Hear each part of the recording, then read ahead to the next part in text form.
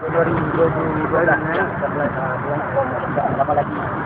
Dalam sistem demokrasi, dalam sistem raja berperlembagaan, kita sebagai rakyat Malaysia seharusnya melihat kepada apa yang berlaku pada 9 November ini adalah satu keputusan yang adil.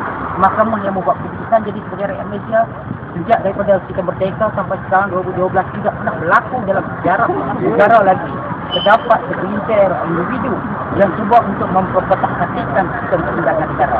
Sebagai sebuah negara yang maju dan dilihat sebagai sebuah negara yang mengamalkan sistem demokrasi yang terbaik di dunia, seharusnya pemimpin-pemimpin seperti Datuk Seri Anwar Ibrahim, bekas timbalan Perdana Menteri Malaysia, seharusnya mentaati apa yang terkandung dalam Undang-Undang Negara.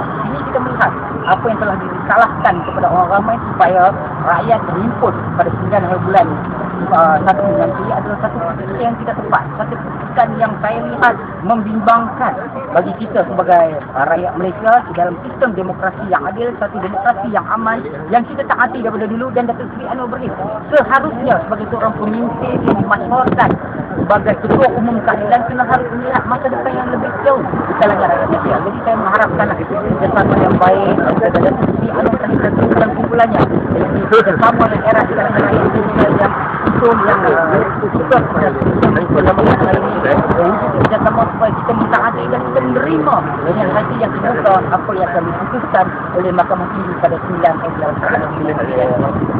Nama benar tu? Bagi Abu Talib, Ketua Gerakan Pilihan.